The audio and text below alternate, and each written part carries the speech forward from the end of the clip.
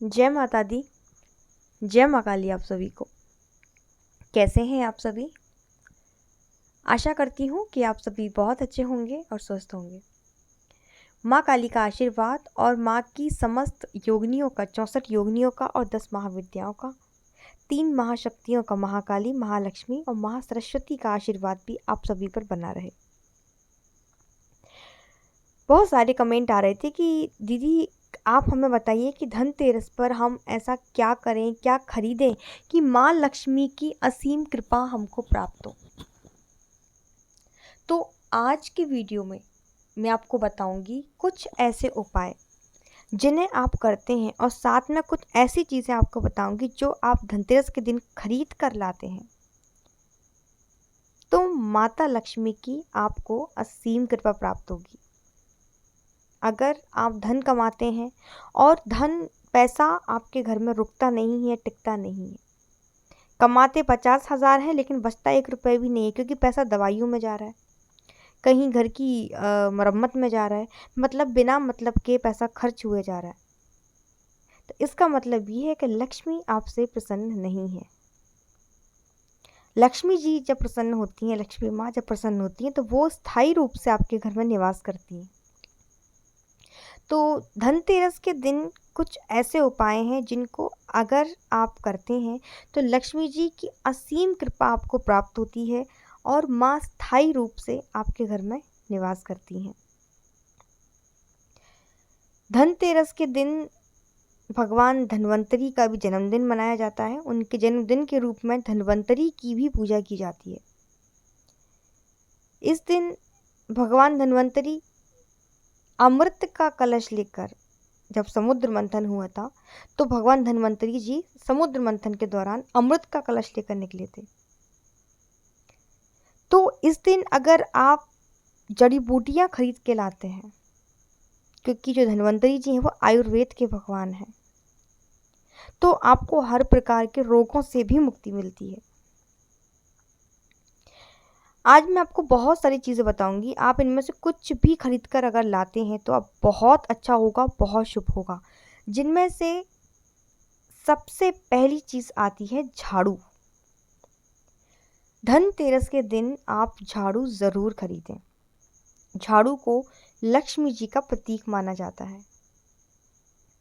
अब इस दिन लोग झाड़ू खरीदते तो हैं लेकिन उन्हें नहीं पता कि झाड़ू कैसे खरीदना है और झाड़ू की पूजा कैसे करनी है। कुछ लोग सिर्फ झाड़ू लाते हैं और खरीद कर रख लेते हैं, लेकिन आपको क्या करना है, झाड़ू खरीद कर लाना है और जोड़े में खरीद कर लाना है। 2 खरीदें, 4 खरीदें, 8 खरीदें, जितने भी खरीदने हैं आप जोड़े में खरीदें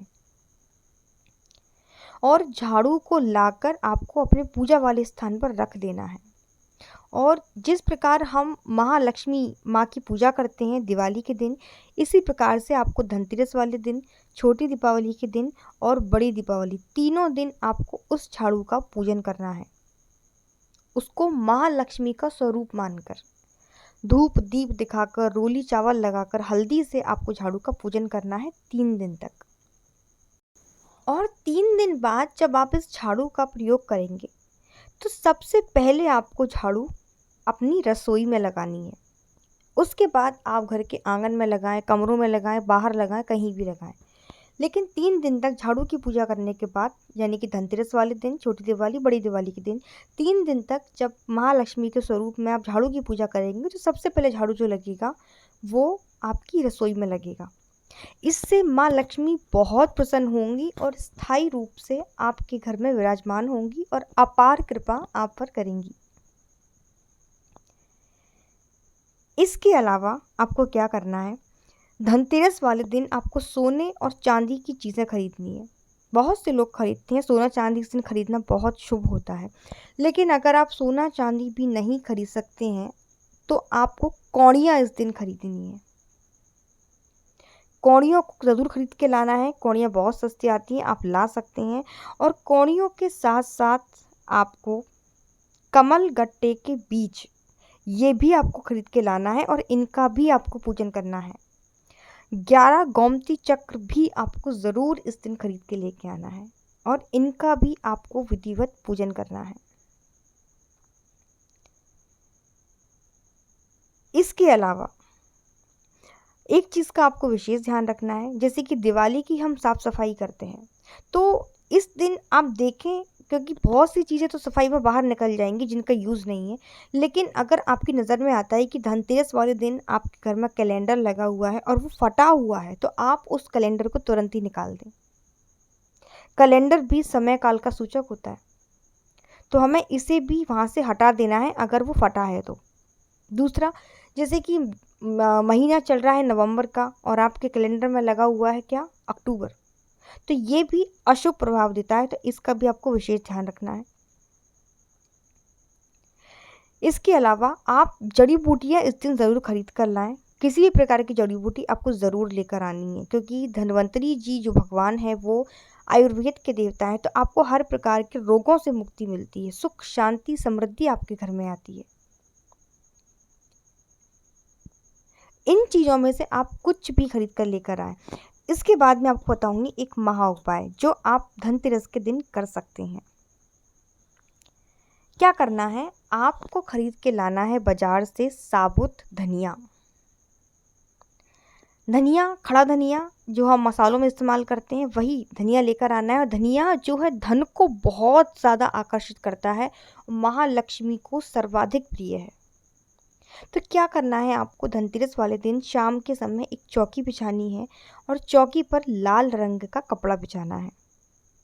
उस लाल रंग के कपड़े पर आपको धनिया की ढेरी रखनी है और उस धनिया की ढेरी के अंदर आपको चांदी का सिक्का रखना है। चांदी का सिक्का है तो चांदी का रखें, और सोने का सिक्का अगर आपके पास है तो और भी अच्छा है।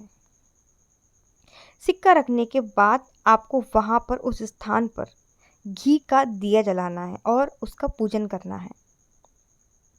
ठीक है, ये करने के बाद 3 दिन तक ये चौकी ऐसे ही रखी रहेगी। जब 3 दिन बाद आप इस चौकी को हटाएंगे, तीनों दिन इसका पूजन करना है।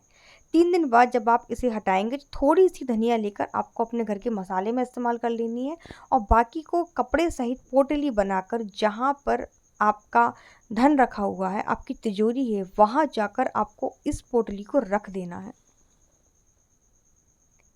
ऐसा करने से धन की कमी कभी भी आपके घर में नहीं होगी और माँ लक्ष्मी भी स्थायी रूप से आपके घर में निवास करेंगी और सुख शांति समृद्धि का आशीर्वाद आप सभी को देंगी। तो ये कुछ उपाय मैंने आपको बताए हैं जिन्हें आप कर सकते हैं। ये थी मेरी आज की जानकारी। मुझे आशा है कि आपको ये वीडियो पसंद आया होगा। वीडियो अच्छा लगे तो वीडियो को लाइक ज़रूर करिएगा और कमेंट में सभी को जय माता दी, जय माँ काली ज़रूर लिखना है। आप सभी को दीपावली के पावन पर्व की बहुत सारी शुभकामनाएं। धन्यवाद।